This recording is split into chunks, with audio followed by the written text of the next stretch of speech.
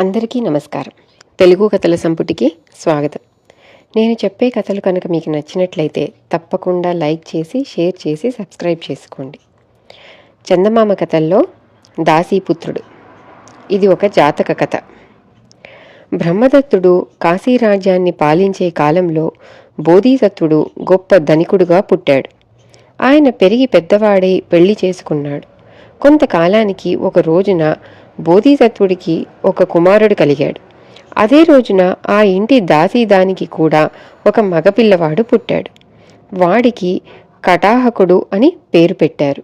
ధనికుడి కుమారుడు దాసీపుత్రుడైన కటాహకుడు పెరిగి పెద్దవాళ్లు కాసాగారు. ధనికుడి కుమారుడు చదవటానికి వెళ్ళేటప్పుడు కటాకుడు అతని పలక పుస్తకాలు తీసుకొని వెంట వెళ్ళి వస్తూ ఉండేవాడు. ధనికుడి కొడుకు నేర్చుకున్న చదువంతా దాసీపుత్రుడు నేర్చుకున్నాడు.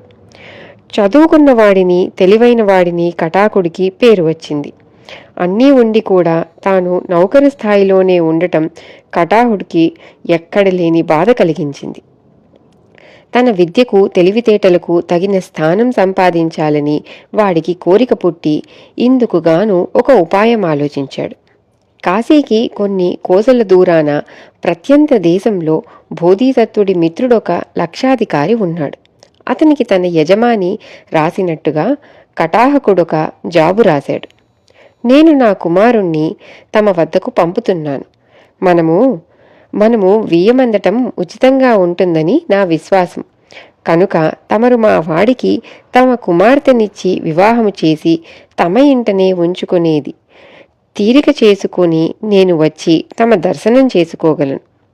ఈ విధంగా ఉత్తరం రాసి కటాహకుడు దాని మీద తన యజమాని ముద్రిక వేసి యజమాని ఖజానా నుంచి తనకు కావాల్సినంత ధనం సంగ్రహించి ప్రత్యంత దేశానికి వెళ్ళి లక్షాధికారి దర్శనం చేసుకుని ఆయనకు ఉత్తరం అందించాడు.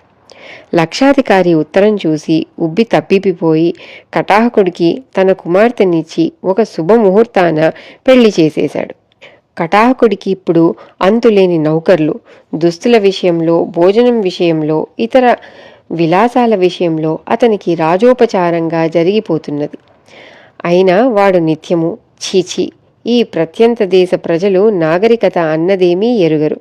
ఇదేం భోజనం, ఇవేం దుస్తులు, ఇంత అనాగరికత ఎక్కడా చూడలేదు అంటూ చీదరించుకునేవాడు. ఈ లోపల బోధిసత్వుడికి కటాహకుడేమైనాడా అని సందేహం వచ్చింది. అతని జాడ ఎవరికీ తెలిసినట్టు కనపడలేదు.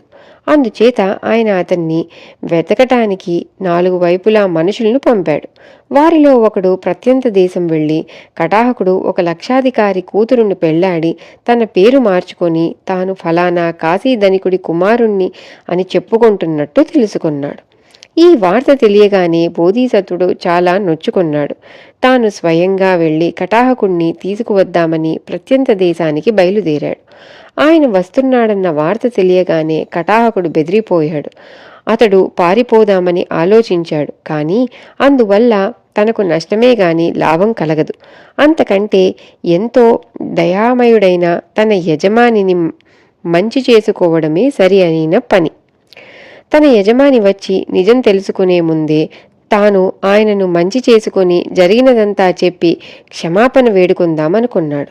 అయితే తాను యజమాని దగ్గర నౌకర్లా ప్రవర్తించటం చూసి అందరూ అనుమానపడవచ్చు. అందుచేత కటాహకుడు తన సేవకులతో, నేను అందరి కొడుకుల వంటి వాణ్ణి కాను. నాకు నా తండ్రి మీద ఎంతో పూజ్యభావం. నేను నా తండ్రి భోజనం చేస్తుంటే పక్కన నిలబడి విసురుతాను. ఆయనకు మంచినీరు అవి నేనే స్వయంగా అందిస్తాను. తరువాత కటాహకుడు తన మామగారి దగ్గరకు వెళ్ళి, మా నాన్న వస్తున్నాడు, నేనాయనకు ఎదురు వెళ్ళి తీసుకువస్తాను అని చెప్పాడు. లక్షాధికారి సరేనన్నాడు. కటాహకుడు తన యజమానిని అంత దూరానే కలుసుకొని ఆయన కాళ్ల మీద పడి తాను చేసినదంతా చెప్పి తనకు అపాయం రాకుండా కాపాడమని అభయం కోరాడు. బోధిసత్వుడు అభయం ఇచ్చాడు. తరువాత కటాహకుడు బోధిసత్వుడితో సహా మామగారి ఇంటికి వచ్చేశాడు. లక్షాధికారి బోధిసత్వుణ్ణి చూసి ఆనందపడి, తమరు కోరిన ప్రకారమే మా అమ్మాయిని మీ వాడికిచ్చి పెళ్లి చేశాను అన్నాడు. బోధిసత్వుడు తృప్తిపడినట్టు కనిపించి కటాహకుడితో తన కుమారుడితోలాగే మాట్లాడాడు. తరువాత ఆయన లక్షాధికారి కుమార్తెను పిలిచి, అమ్మా, నా కుమారుడు నిన్ను సరిగా చూసుకుంటున్నాడా అని అడిగాడు. ఆయనలో మరే లోపం లేదు కాని భోజనం దగ్గర ఆయనకు ఒకటి రుచించదు. ఎన్ని విధాల మంచి వంటకాలు చేసినా ఏదో ఒక తప్పు పడతాడు. ఏం చేసి ఆయనను తృప్తిపరచాలో ఎంత ఆలోచించినా తెలియకుండా ఉన్నది అన్నది కటాహకుడి భార్య. అవునా, వాడు తిండి దగ్గర లోగడ కూడా ఇలాగే నానా తిప్పలు పెట్టేవాడు. అందుచేత ఈసారి వాడు భోజనానికి కూర్చుని ఇది బాగాలేదు అది బాగాలేదు అన్నప్పుడు ఒక శ్లోకం చదువు. ఆ శ్లోకం నీకు రాసి ఇస్తాను, దాన్ని బాగా కంఠస్థం చేయి.